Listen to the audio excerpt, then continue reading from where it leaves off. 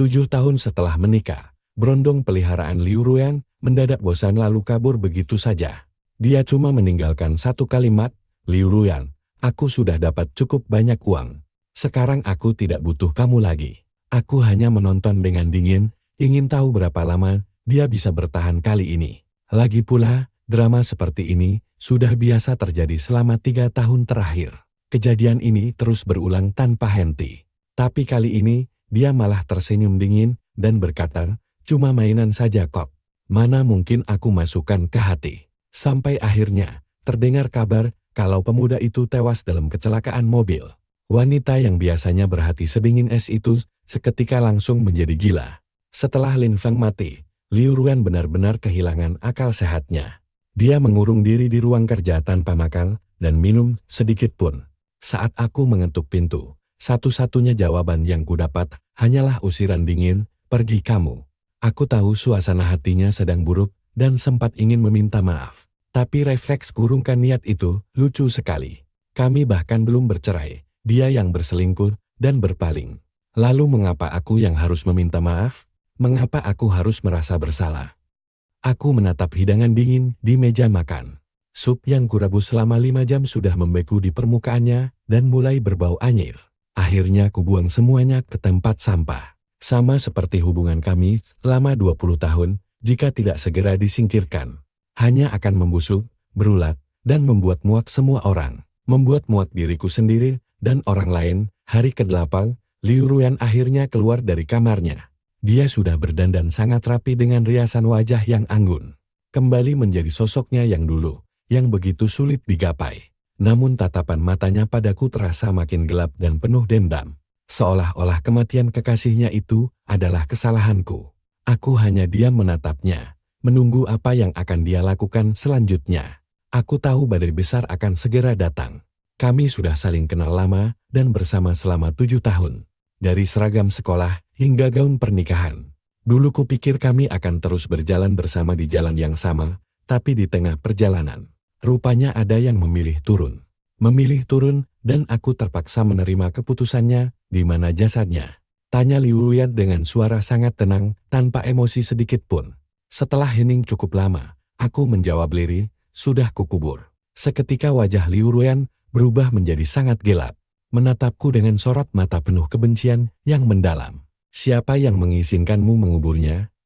Tangan kotormu tidak pantas menyentuhnya."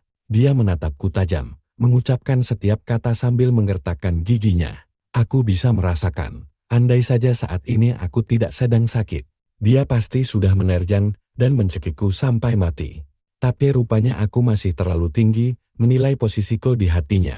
Detik berikutnya, tubuhku langsung dihempaskan ke sofa. Cengkeraman tangannya di leherku makin erat, merampas sisa udara di dadaku secara perlahan. Kepalaku terasa berputar hebat, pandangan menggelap, dan telingaku mulai kehilangan suara. Dengan nada bicara yang sangat liar dan gila, dia berbisik dengan kejam. "Kamu pikir karena kamu sakit aku tidak bisa berbuat apa-apa? Lin Feng sudah mati, tenang saja, berikutnya giliranmu." Rasa takut karena kehabisan napas membuatku ingin berteriak minta tolong.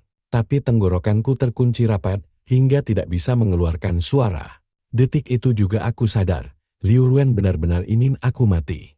Entah berapa lama waktu berlalu, tekanan berat di tubuhku mendadak hilang. Disusul suara hantaman pintu yang sangat keras, perlahan kesadaranku mulai pulih. Aku terduduk lemas di sofa, teringat kembali bahwa aku dan Liu Ruyan adalah teman masa kecil. Sekaligus korban pernikahan bisnis. Sejak umur 3 tahun, orang tua kami sudah menjodohkan kami. Kami bahkan sudah mendaftarkan pernikahan sebelum lulus kuliah. Awalnya, kehidupan rumah tangga kami berjalan cukup harmonis dan bahagia. Mungkin karena pengaruh lingkungan keluarganya, Liu Ruyan selalu bersikap cuek pada apapun. Dia tidak pernah mau mengalah, tidak pandai mencintai, apalagi berkata manis. Namun, setelah menikah, dia juga bisa manis. Dia sering menyiapkan kejutan kecil untukku. Saat ulang tahunku, dia akan membuatkan kue dengan tangannya sendiri, lalu mengeluarkan kalung indah seolah sedang bermain sulap. Sambil memelukku erat, dia berbisik, "Chanjan, aku punya hati kok. Beri aku sedikit waktu lagi, aku pasti bisa belajar mencintaimu dengan benar. Jangan menyerah padaku ya." Setiap kali dia berkata begitu, aku selalu mengangguk mantap dan berbisik bahwa kita punya waktu seumur hidup. Di keheningan malam saat emosi meluap, dia juga sering membisikkan kata-kata mesra yang membuat wajahku merona. Tapi, sejak kapan semua ini berubah? Mungkin sejak hari pertama Liu Ruyan bertemu dengan Lin Feng. Mungkin hari itu, karena malam sebelumnya, kami bergadang terlalu larut. Keesokan harinya aku tidak sanggup bangun pagi. Acara yang seharusnya kami hadiri bersama terpaksa dia datangi sendiri. Lin Feng adalah asisten dari rekan bisnis kami. Dia baru lulus kuliah, terlihat sangat canggung, tapi senyumnya yang malu-malu tampak sangat polos. Karena tidak bisa bermain golf, dia memberanikan diri meminta Liu Ruyan mengajarinya. Setelah itu mereka bertukar nomor telepon. Dari awal kenal sampai resmi menjalin hubungan, bahkan tidak sampai setengah bulan. Lin Feng segera keluar dari tempat kerja lamanya dan pindah ke perusahaan milik Liu Ruyan. Dia mulai membawa pemuda itu kemana-mana, mengajarinya segala hal secara mendetail, seperti sedang merawat tanaman kecing agar bisa tumbuh subur. Ironisnya, aku bahkan tidak pernah diberi kesempatan untuk bertemu muka dengan Lin Feng. Liu Ruyan menyembunyikannya dengan sangat rapat. Setiap kali aku mencoba menyelidiki latar belakangnya, hasilnya selalu nihil. Malah keesokan harinya, aku harus menghadapi kemarahan besarnya. Pernah sekali aku membayar mahal demi mendapatkan informasi pribadi Lin Feng. Tapi belum sempat bertindak, dokumen tentang selingkuhan ayahku sudah diletakkan di mejaku. Tidak hanya tentang ayah, rahasia pribadi hampir seluruh keluargaku dipegang olehnya. Peringatan dari Liu Ruyan sangat jelas. Jika aku berani menyentuh Lin Feng, aib keluargaku akan langsung disebarluaskan saat itu juga. Malam itu, aku melampiaskan amarah dengan menghancurkan seluruh isi villa di depan matanya. Namun dia hanya duduk tenang di sofa, menonton aksiku dengan tatapan yang sangat acuh, tak acuh. Sorot matanya seolah sedang melihat orang gila. Lucunya, sekarang dia sendiri yang menjadi gila. Malam itu baru saja aku terpejam. Asistennya menelepon sambil panik. Tuan Muda Gu, Nyonya Liu sedang membongkar makam suaminya, tolong cepat datang dan bujuk dia. Aku tertawa pahit mendengar ucapan itu, padahal akulah suami sahnya. Akulah pasangan resmi Liu Ruyan yang sah. Tapi semua orang malah menganggap Lin Feng sebagai suaminya dan memanggilku Tuan Muda Gu. Sejak aku membatalkan sepihak rencana perceraian kami sebelumnya, Liu Ruyan langsung mengumumkan di media sosial resminya bahwa Lin Feng adalah satu-satunya suami dalam hidupnya. Sejak hari itu, aku resmi jadi bahan tertawaan. Bahan tertawaan seisi kota. Aku tersenyum kecut sambil mengusap leherku yang masih terasa nyeri. Bilang saja pada keluarga Liu, tidak usah melapor kepadaku, karena urusannya bukan urusanku lagi. Selesai bicara, aku langsung mematikan telepon. Aku benar-benar tidak habis pikir Liu Ruyan sampai senekat itu membongkar makam orang mati. Sejak dia bersama Lin Feng, perbincangan tentang perceraian di antara kami sudah lebih sering terdengar dibanding jadwal makan harian, tapi tidak pernah ada yang selesai. Kadang aku yang menolak, kadang dia yang mendadak pergi karena dipanggil Lin Feng. Terakhir kali 2 bulan lalu, dia bahkan rela memberikan setengah kekayaannya asalkan aku mau tanda tangan dan aku setuju. Namun tepat sehari sebelum kami mendaftarkan perceraian, aku jatuh sakit karena demam tinggi dan terpaksa membatalkan janji secara sepihak. Hari itu Liu Ruyan terus-menerus meneleponku tanpa henti. Dan di hari yang sama pula Lin Feng pergi. Begitu kakek Liu mendengar kabar ini, beliau langsung datang menemui cucunya dan berbicara semalaman suntuk. Hanya kepada kakek Liu sajalah dia menaruh rasa hormat dan kepatuhan penuh. Besoknya, Liu Ruyan langsung menarik kembali semua anak buahnya dan berhenti mencari Lin Feng ke mana-mana. Sejak saat itu, kami berdua tidak pernah bertegur sapa lagi. Dan masalah perceraian pun seolah menguap begitu saja tanpa ada yang membahasnya kembali. Kenyataannya, selama periode ini Liu Ruyan sama sekali tidak pernah menampakkan batang hidungnya di rumah. Wajar saja, dia sedang sibuk menyisir setiap sudut bumi demi menemukan kekasih gelapnya. Karena dia tidak percaya kalau Lin Feng sudah mati. 7 tahun membina rumah tangga membuat barang-barang pribadiku menumpuk cukup banyak. Aku menyuruh orang menyiapkan sebuah tong pembakar di halaman belakang. Semua benda yang bisa dibakar langsung kulenyapkan. Sedangkan perhiasan berharga yang tersisa kujual habis. Aku tidak sudi membawa satu barang pun dari tempat ini. Juga tidak ingin meninggalkan jejak apapun di sini. Saat Liu Ruyan melangkah masuk rumah, dia melihat aku sedang melemparkan foto pernikahan kami ke dalam kobaran api. Aku agak terkejut melihat kehadirannya, karena setelah lebih dari 1 bulan menghilang, kukira dia sudah ikut mati bersama selingkuhannya. Di tengah kepulan asap tebal, tatapan matanya begitu menusuk dingin seolah sedang memandang songgok mayat tanpa nyawa.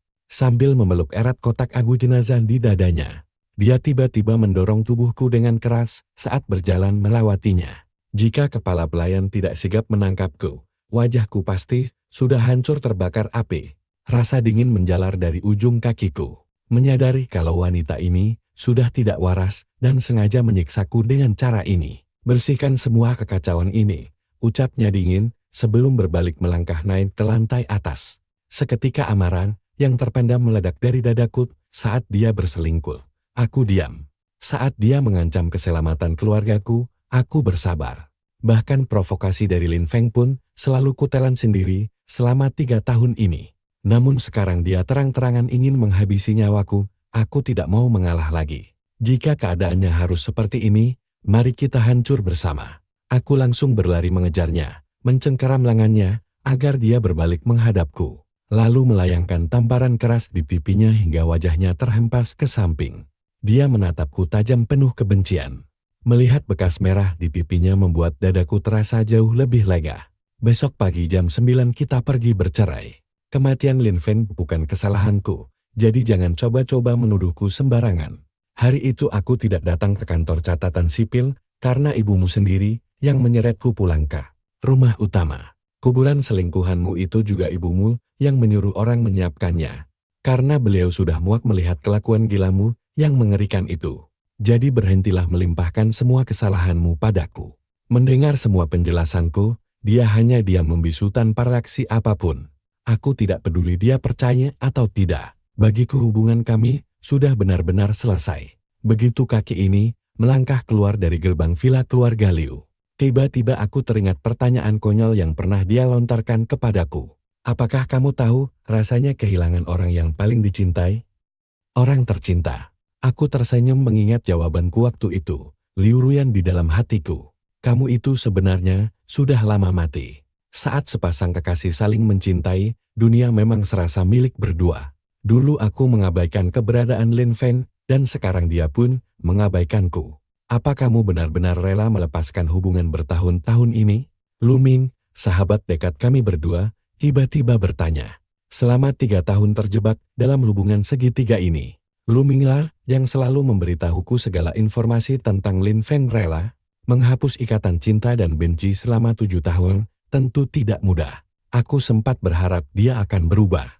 Tapi kematian Lin Feng menyadarkanku bahwa berada di posisi yang selalu dibanding-bandingkan hanya akan berakhir terluka. Pada akhirnya aku tetap kalem. Aku tertawa kecil sambil menyapukan abu rokok di tanganku. Sejak mengetahui kehadiran pria itu, aku mulai kecanduan merokok.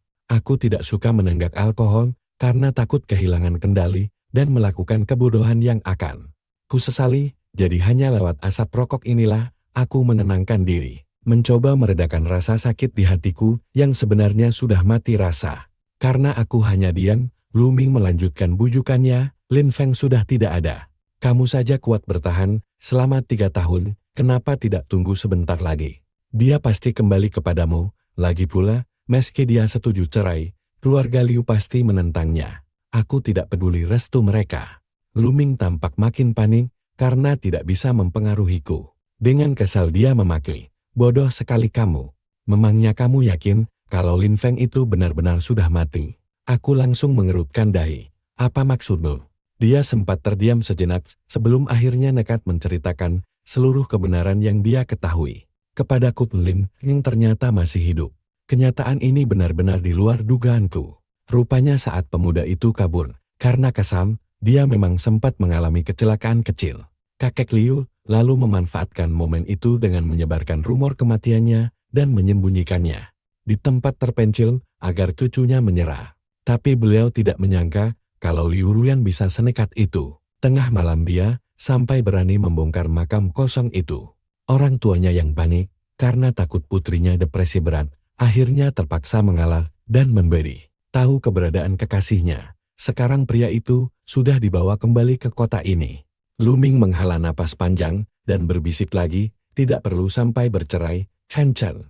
Aku tahu aku bisa melihat kalau di lubuk hatinya dia masih sangat memedulikanmu. Sekarang segalanya sudah jelas. Dengan pengawasan ketat dari kedua keluarga kita, Lin Feng tidak akan berani macam-macam lagi di depanmu. Lalu apa? Aku mematikan puntung rokokku dengan tenang setelah memahami situasinya. Dia langsung tertegun melihat respons dingin dariku. Wajahku tetap datar membuat kata-kata berikutnya tertahan di tenggorokannya. Tanpa memedulikannya, aku kembali berucap, lalu apa? Apa aku harus terus bersabar melihat mereka berdua pamer kemesraan di hadapanku seperti dulu? Membiarkan mereka memainkan drama kejar-kejaran konyol itu lagi? Bagaimana kalau suatu hari nanti dia bosan dan kembali berpura-pura mati hanya untuk membuatku tersiksa lagi? Semua ini sungguh sangat menggelikan. Baru kemarin dia mencekik leherku sambil memaki dengan kata-kata kasar. Tapi di sisi lain, dia sanggup menggali kuburan kosong. Bahkan berlutut menerima 30 pukulan di depan kakeknya demi mendapatkan kabar tentang kekasihnya itu. Bahkan begitu pulang ke rumah, dia tega mendorongku ke arah api menyala tanpa belas kasihan. Sejak kecil tumbuh bersama, membuatku sangat memahami tabiat buruk yang mengalir di tubuhnya. Ironisnya, setelah dia tahu kekasihnya masih hidup pula, dia tetap menolak melepaskanku. Drama panjang ini membuktikan satu hal, dia memang egois. Cinta ini memang sudah habis. Di hari perceraian kami, Liu Ruyan tidak datang. Dan aku tidak menelponnya, aku tahu dia di rumah sakit menemani Ling Feng. Meski selamat, pria itu patah tulang dan buta sementara. Mereka bagai pengantin baru yang tak bisa berpisah barang sedetik. Bahkan Liu Ruyan sengaja menghubungi tim medis terbaik luar negeri untuknya. Sungguh cinta yang mendalam, aku tersenyum kecut. Karena perjanjian sudah ditandatangani, aku langsung menghubungi pengacara untuk mengajukan gugatan cerai biar cepat. Setelah itu, aku membeli tiket pesawat ke arah selatan. Aku mengganti kartu ponsel dan menghapus semua akun media sosialku. Saat duduk di pesawat sambil menatap gumpalan awan putih di luar jendela, tiba-tiba aku teringat masa kecilku bersama Liu Ruyan. Keluarga kami sangat dekat, bahkan kedua orang tua kami sempat berdiskusi untuk melakukan sesuatu bersama. Mereka memutuskan membeli rumah berdampingan. Orang tuaku suka bersenang-senang dan sering bepergian kemana-mana. Meski mereka selalu pergi sendiri-sendiri, waktu itu aku tidak mengerti. Aku dengan polos bertanya pada Liu Ruyan, mengapa orang tuanya tidak bepergian terpisah? Apakah mereka tidak saling menyukai? Saat itu, aku berumur 7 tahun dan dia 11 tahun. Di usia 11 tahun, Liu Ruyan sudah bersikap dewasa. Dengan wajah serius dia diam sejenak, lalu menyodorkan permen kepadaku dan berkata dia hanya ingin bermain denganku. Dulu aku tidak paham, bahkan sampai tumbuh dewasa pun pikiranku masih belum terbuka hingga menanyakannya lagi. Saat itu, dia baru saja lulus kuliah. Dia baru resmi mengambil alih perusahaan dan sangat sibuk sampai tidak punya waktu makan. Seminggu sebelum liburan semester 2 kuliahku berakhir, dia pulang larut malam. Karena kesibukannya, kami hampir tidak pernah bertemu sepanjang liburan.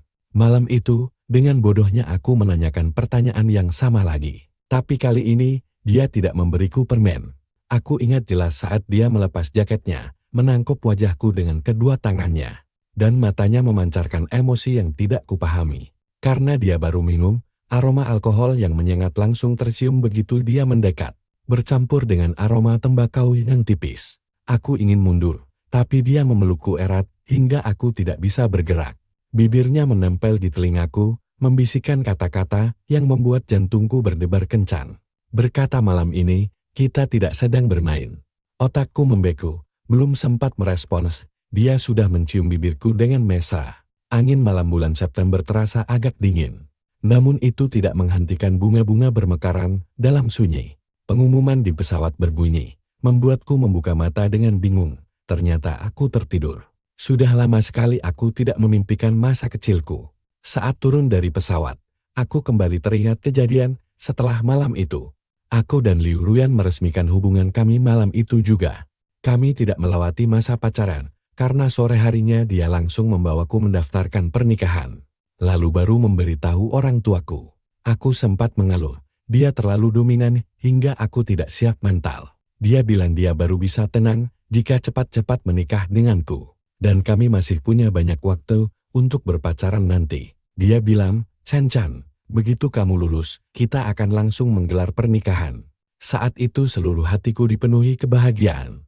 Sampai lupa bahwa setiap urutan hidup terjadi karena suatu alasan. Kami melompati masa pacaran, sehingga di masa depan, tentu akan ada orang lain yang mengisi kekosongan waktu itu bersamanya. Seturunnya dari pesawat, aku malas bepergian kemana-mana. Jadi aku mencari hotel dan langsung tidur dengan nyenyak. Biasanya aku susah tidur di tempat baru, tapi kali ini aku tidur sangat lelap dan lama. Dalam kondisi setengah sadar, aku mendengar ponselku berdering berkali-kali. Aku membiarkannya berdering tanpa berniat mengangkatnya. Sampai akhirnya baterai ponselku habis dan mati sendiri, aku pun kembali tertidur pulas. Saat membuka mata lagi, ternyata 4 hari telah berlalu. Meski merasa segar kembali, ada sedikit rasa takut jika seandainya aku mati di sini. Tidak akan ada yang tahu, ponselku penuh dengan pesan. Panggilan tidak terjawab dan pesan obrolan menumpuk. Aku memeriksanya sekilas, membalas beberapa yang kuinginkan, lalu menelepon kedua orang tuaku. Mereka sudah lama hidup terpisah. Alasan mereka belum bercerai bukan karena aku, melainkan karena pasangan simpanan mereka di luar sana tidak menuntut status pernikahan, melainkan kenyamanan semata. Mereka juga malas mengurus perceraian yang rumit. Toh hidup ini singkat, dan kelak saat meninggal, mereka tetap akan dimakamkan bersama. Selain hobi bersenang-senang, mereka orang tua yang baik. Dulu kupikir aku bisa menerima pernikahan tanpa cinta seperti itu. Asalkan kami masih bisa saling menghormati satu sama lain. Kupikir aku bisa menutup mata dan melewatinya begitu saja. Namun kemudian aku menyadari bahwa orang tuaku bisa mempertahankan pernikahan seperti itu karena sejak awal memang tidak ada cinta di antara mereka. Jadi apapun yang dilakukan pasangan tidak menjadi masalah. Berbeda denganku dan Liu Ruyan, kami pernah saling mencintai dan tahu rasanya dicintai. Makanya aku tidak bisa menerima pernikahan seperti itu. Sama seperti dia yang tidak bisa merelakan Ling Feng. Setelah menutup telepon, aku menerima 2 transferan uang dari orang tuaku. Tak bisa dimungkiri, meski mereka tidak saling mencintai, mereka tetap menyayangiku.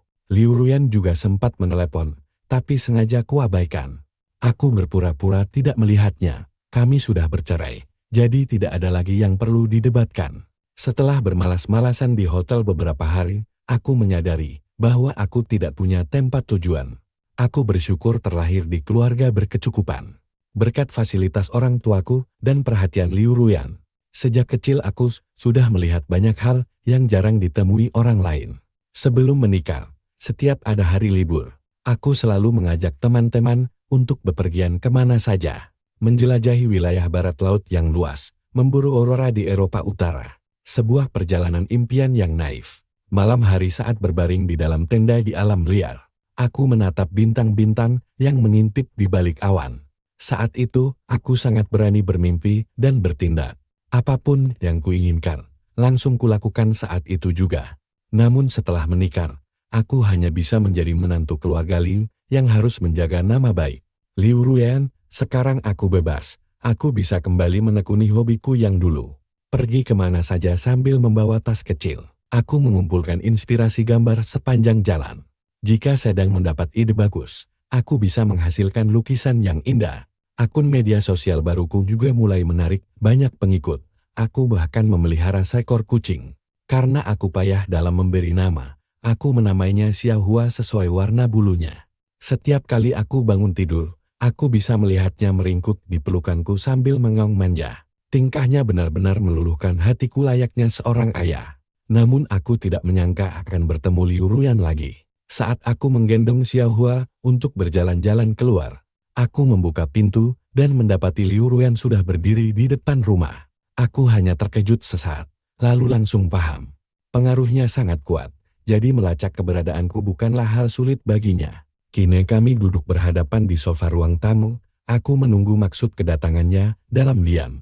Saat situasi sudah sampai di titik ini, melihatnya lagi justru membuatku merasa sangat tenang. Tidak ada lagi interogasi maupun pertengkaran di antara kami. Saat ini, kami bahkan tidak bisa disebut teman. Dan aku tidak berpikir kedatangannya kali ini untuk bernostalgia bersamaku. Xiao Hua yang merasakan ketegangan di udara memilih bersembunyi di kandangnya. Liu Ruyan mengedarkan pandangannya ke sekeliling ruangan. Lalu tatapannya tertuju pada wajahku di hadapannya. Kapan kamu akan pulang? Tanyanya. Pulang kemana? Ke Brichen. Suasana mendadak hening sejenak. Sebelum aku sempat menjawab, dia berkata, kakek sangat mengkhawatirkanmu, Gu Yikan. Kamu bukan anak kecil berumur 3 tahun lagi. Pergi sejauh ini tanpa pamit. Apa kamu memikirkan perasaan orang lain? Ikutlah pulang denganku, ibuku yang akan merawatmu. Suara Liu Ruyan terdengar agak lelai, namun nadanya tetap menuntut kepatuhan. Hatiku diliputi kejengkelan, pikirannya hanya tertuju pada Ling Feng. Dia sama sekali tidak peduli urusanku. Jika bukan karena desakan keluarganya, dia tidak akan sudi mencariku seumur hidup. Aku menunduk dan tersenyum sinis dengan penuh ejekan. Sampaikan terima kasihku atas perhatian kakek Liu. Jika ada waktu, aku akan mengunjunginya sendiri. Sekarang kamu boleh pergi. Mungkin dia tidak menduga aku akan bersikap sedingin dan setegas ini. Wajahnya seketika mendung kemerahan menahan amarah saat dia berdiri dengan kesal. Sambil mengertakkan gigi, dia menyuruhku mengulangi perkataanku. Khawatir dia tidak mendengar dengan jelas. Aku sengaja menurunkan nada bicaraku dan mengulangi kata-kataku. Aku bilang, Liu Ruyan, kita sudah bercerai, mulai sekarang tolong jangan ganggu kehidupanku lagi. Setelah itu, aku langsung berjalan masuk ke kamar. Aku tidak tahu kapan dia pergi dari rumahku. Saat aku keluar kamar, aku melihat sebuah kartu debit tergeletak di atas meja kopi. Apa arti semua ini? Rasa bersalah atau kompensasi? Setelah berpikir 3 detik, aku memutuskan untuk menyimpannya. Lagi pula, siapa yang akan menolak uang tambahan? Ini hakku. Aku pun kembali menjalani hidup yang santai dan bebas bersama kucing kesayanganku tanpa ada gangguan lagi. Bayang-bayang Liu Ruyan dan Ling Feng seolah lenyap dari hidupku. Hanya Lu Ming yang sesekali menghubungiku, sengaja atau tidak memberitahu kabar mereka. Seperti saat Liu Ruyan mencariku tempo hari. Baik keluarga Liu maupun Ling Feng sama sekali tidak tahu. Dia juga tidak membawa Ling Feng pulang ke rumahnya, melainkan menempatkannya di tempat lain. Dia juga bercerita tentang Ling Feng yang sempat mengamuk hingga perang dingin selama 3 hari. Dengan Liu Ruyan, bahkan berniat mengulangi trik lamanya dengan menghilang. Namun kali ini Liu Ruyan mengabaikannya, hingga dia terpaksa pulang sendiri dengan malu. Lu Ming bertanya, apa rencanaku selanjutnya? Aku pun berpikir, sebenarnya aku tidak punya rencana khusus. Hidup akan terus berjalan, bumi pun tetap berputar tanpa siapapun. Rasa tidak rela yang dulu kurasakan kini sudah sirna ditiup angin. Aku hanya ingin menjalani sisa hidupku dengan tenang. Namun di luar dugaan, kakek Liu datang berkunjung bersama ibu Liu. Aku langsung teringat obrolanku semalam dengan Lu Ming. Saat kami menelepon, bicaranya terdengar sangat canggung dan berputar-putar tanpa arah. Sekarang aku baru mengerti alasannya. Menatap kedua orang tua yang duduk di hadapanku membuatku merasa serba salah sekaligus agak kesal. Karena merasa tertekan secara moral. Bagaimanapun juga, saat aku masih bersama keluarga Liu, kakek Liu dan ibu Liu memperlakukanku dengan sangat baik. Terutama ketika insiden Ling Feng terjadi. Kakek Liu bahkan bersedia melangkah sejauh itu demi mempertahankan pernikahan kami. Bagi sosok pemimpin keluarga Liu yang selalu adil ini, hal itu tentu tidak mudah. Beliau berkata, Chan Chan, pulanglah bersama kakek. Kakek tidak akan memaksamu untuk terus bersamanya lagi. Aku sudah melihatmu tumbuh besar sejak kecil, dan di usiaku yang renta ini, aku tidak tahu berapa lama lagi bisa bertahan hidup. Anggap saja ini sebagai bentuk menemaniku di sisa umurku. Mengenai masalah kalian berdua, kamu bebas memutuskannya sendiri. Mendengar itu membuat mataku terasa perih. Kakek Liu memang sangat menyayangiku. Tahun ini dia sudah berusia 80 tahun lebih, dan kesehatannya sudah jauh menurun dari sebelumnya. Masalahku dengan Liu Ruyan tidak seharusnya menyeret orang lain. Ibu Liu mendesah perlahan dengan mata berkaca-kaca sambil bertanya, apakah uang belanjaku cukup dan bagaimana kondisi kesehatanku selama berada di luar sendirian. Sambil berbicara, dia menyerahkan sesuatu kepadaku. Sebuah kartu debit. Dia berkata, bawalah uang ini. Jika kamu tidak mau pulang, gunakan untuk membeli makanan yang enak di luar sana. Hal lain tidaklah penting, yang utama adalah menjaga kesehatanmu. Orang tuamu jarang menemanimu, dan aku sudah menganggapmu seperti anak sendiri sejak kecil. Pernikahanmu dan Ruyan berakhir seperti ini juga kesalahanku. Aku menolak pemberian berharga mereka dengan sopan. Sebelum melangkah pergi, Ibu Liu terlihat ingin menyampaikan sesuatu, namun akhirnya mengurungkan niatnya. Begitu masuk ke dalam mobil, Ibu Liu langsung menelepon putrinya dan berkata bahwa aku hidup dengan baik di sini. Karena dia sudah memilih pria simpanan itu, sebaiknya dia merelakanku pergi saja. Ibu Liu menyuruhnya merelakanku karena aku biasanya berhati lembut meski sering berkata ketus hanya untuk meluapkan kekesalan agar dia lebih peduli. Jadi kali ini dia mengira aku hanya marah sesaat. Namun tak disangka aku benar-benar serius mengakhiri semuanya. Aku enggan diganggu lagi oleh Liu Ruyan. Aku tidak tahu harus pergi kemana lagi demi menghindari gangguannya. Jika dia niat mencariku, aku tidak akan bisa bersembunyi dimanapun. Aku tahu kunjungan keluarga Liu tempo hari atas petunjuknya. Entah apa yang dia pikirkan, apakah karena kebiasaan, atau terselip sedikit rasa tidak rela melepas kepergianku, tapi semua itu tidak ada hubungannya denganku lagi. Aku duduk diam di dekat jendela sepanjang sore, merenungkan kemana aku harus melangkah pergi. Sebelum usiaku 5 tahun, hidupku hanya dipenuhi pengasuh dan pengawal pribadi. Namun setelah usia 5 tahun, selain mereka, ada sosok Liu Ruyan yang selalu mendampingiku setiap hari. Bisa dibilang dia telah mendominasi bagian terpenting dalam kehidupanku. Namun biarlah semuanya berlalu. Perjalananku masih sangat panjang. Masa lalu biarlah tetap berada di belakang. Dan mulai sekarang tidak akan ada lagi tempat untuk Liu Ruyan di dalam hidupku. Itu sudah lebih dari cukup. Aku segera mengosongkan kontrakanku dan memesan tiket ke Hong Kong. Kebetulan ibuku sedang berada di sana sekarang. Dia sangat cemas aku akan melakukan tindakan bodoh karena depresi. Jadi dia mengajakku berjalan-jalan keliling kota cukup lama. Sekalian dia mengenalkanku dengan kekasih barunya yang sangat berwibawa dan penuh sopan santun. Karakternya sangat berbeda dengan ayahku. Pria itu sangat perhatian dan selalu membuat orang di sekitarnya merasa dihargai tanpa merasa terbebani. Paman Shen adalah kekasih ibuku dengan hubungan terlama sejauh ini. Dia sempat melamar ibuku, namun ditolak hingga mereka sempat berpisah sementara waktu. Untungnya ibuku berhasil meluluhkan hatinya kembali. Dan sekarang hubungan mereka berjalan sangat harmonis. Melihat senyum bahagia terpancar jelas di wajah ibuku membuatku ikut tersenyum lega. Aku pun tertawa lepas. Menjalani hidup tanpa cinta pun tidak ada ruginya. Karena kebahagiaan sejati bisa ditemukan di mana saja. Namun takdir seolah mempermainkanku. Mengapa orang yang ingin kuhindari justru terus-menerus muncul di hadapanku tanpa henti? Baru seminggu aku berada di Hong Kong. Aku kembali berpapasan dengan Liu Ruyan. Amarahku seketika bergolak hebat. Amarahku membara mengingat masa lalu. Kemunculannya yang tiba-tiba, kedatangan keluarga Liu jika aku masih tidak paham.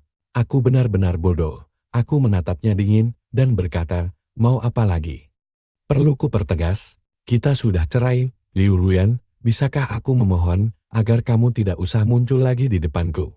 Sekarang semua kemauanmu sudah terpenuhi. Kita sudah bercerai. Kamu bebas menikahi Lin Feng, punya ratusan anak pun silakan. Aku tidak mengerti kenapa kamu terus-menerus muncul di hadapanku. Mau apa kamu? Aku menghadangnya di luar pintu dan meluapkan segalanya. Tentang masa lalu, tentang Lin Feng, dan 3 tahun penderitaan yang menyiksaku. Setiap kali aku mengungkit satu hal, wajahnya makin pucat. Akhirnya emosiku terlampiaskan. Sementara wajah Liu Ruyan semakin memutih tanpa darah. Tangannya menahan kusan pintu dengan erat, membuatku tidak bisa menutupnya. Kami hanya saling menatap dalam diam.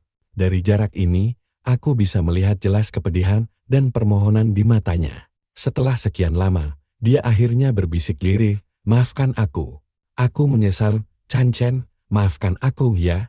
Aku menjawab tegas, tidak, lalu membanting pintu, menutup semua suara di luar. Kata maaf ini datang terlambat, aku tidak membutuhkannya lagi. Cinta segitiga Liu Ruyan dulu telah menguras habis tenagaku. Terlalu banyak waktu yang terbuang. Aku tidak punya nyali untuk mengingatnya dan tidak akan pernah berbalik arah. Sejak hari itu, Liu Ruyan pindah ke sebelah kamarku. Setiap kali aku keluar memotret atau mengajak Xiahua jalan-jalan, dia selalu membuntutiku dari jauh, tanpa bicara, tanpa mendekat. dan aku menganggapnya tidak ada. Lama-kelamaan, ibu kos dan tetangga bawah mulai penasaran dan bertanya siapa dia. Aku menjawab jujur, dia mantan istriku yang berselingkuh.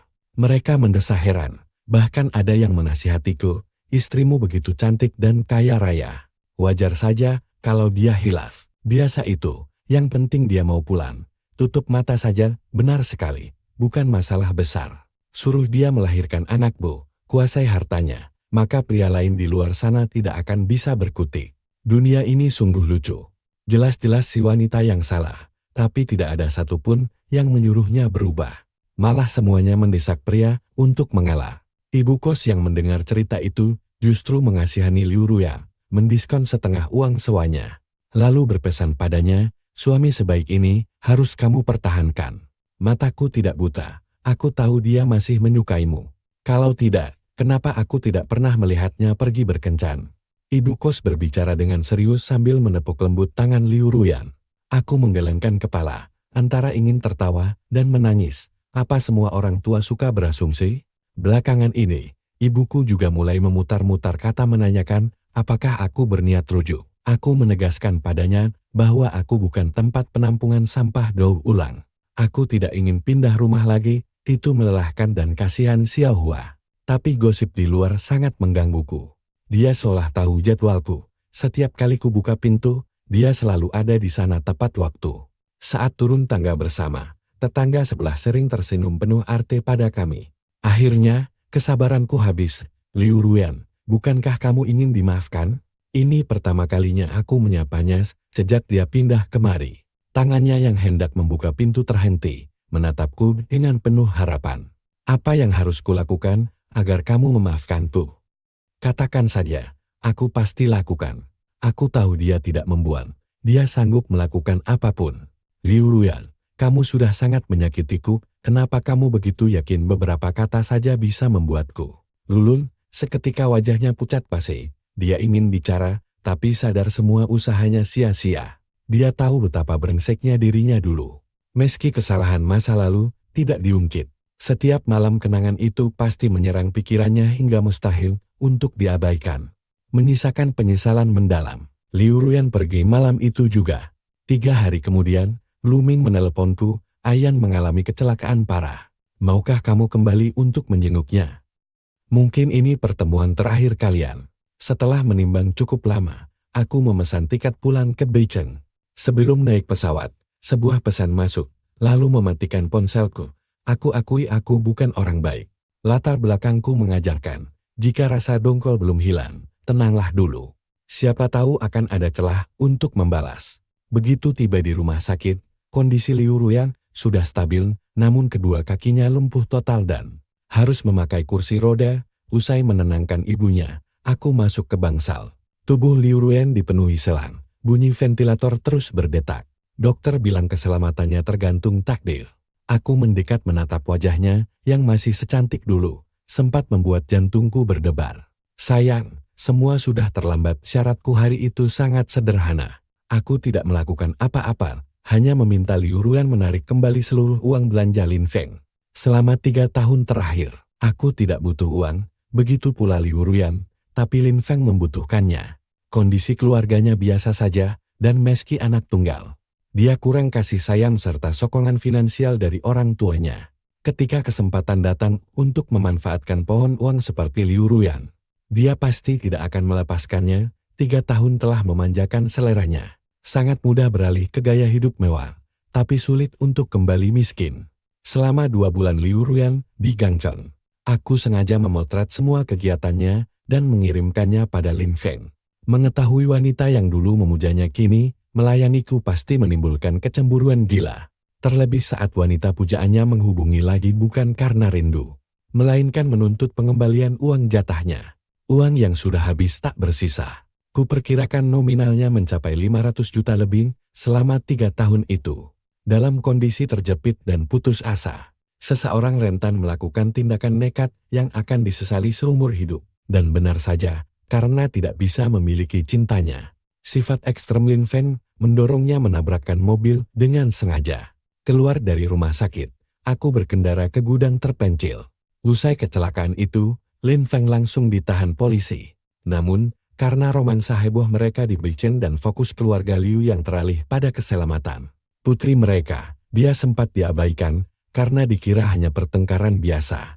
Aku pun dengan mudah membebaskannya lewat jaminan. Penjaga di sana mengenaliku sebagai anak buah ayahku. Dia langsung menyapa Tuan Muda Gu. Orangnya ada di dalam.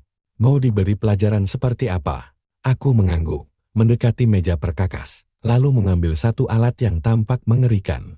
Gunakan semuanya, sisakan napasnya untuk polisi. Selebihnya terserah kalian. Siap, Tuan. Sudut kota Beijing ini sangat kukenal. Tapi kini, aku kehilangan alasan untuk bertahan. Sejak awal, aku tegaskan bahwa aku bukan orang baik. Provokasi Lin Feng, pembelaan sepihak Liu Ruyan, serta cemoohan orang-orang menjadikanku bahan tertawaan kaum elit bahkan saat aku terbaring sakit. 3 hari di rumah sakit, dia tak pernah menjengukku. Di sanalah aku pertama kali mengetahui keberadaan pria itu. Liu Ruyan menyembunyikannya begitu rapat hingga baru terbongkar setengah tahun kemudian. Sebelum ketahuan, dia bebas membohongiku, tapi setelah itu, dia malah bersikap jujur tanpa malu. Aku ingat saat pulang ke rumah, dia duduk santai menggenggam perhiasan mahal hasil lelang. Sayup-sayup kulihat ukiran nama Feng di sana. Dengan tenang dia berkata, aku mencintai orang lain, jika tak ingin cerai, status menantu keluarga Liu tetap milikmu. Nada suaranya mendadak tajam, tapi jangan sekali-kali mengusiknya. Dia pergi begitu saja tanpa menanyakan kabarku, kenapa aku menghilang 3 hari, atau memedulikan keadaanku yang memprihatinkan. Kenapa wajahku sangat pucat dan tubuhku begitu lemas. Saat itu, matanya hanya tertuju pada Lin Feng. Kini Lin Feng hancur dan diseret ke polisi berkat pengaruh keluarga Liu. Hukumannya pasti berat. Tapi dia harus berterima kasih padaku karena penderitaan yang ia alami selanjutnya akan jauh lebih menyiksa dari apa yang pernah kurasakan. Aku kembali ke Gancheng dan melanjutkan hidup.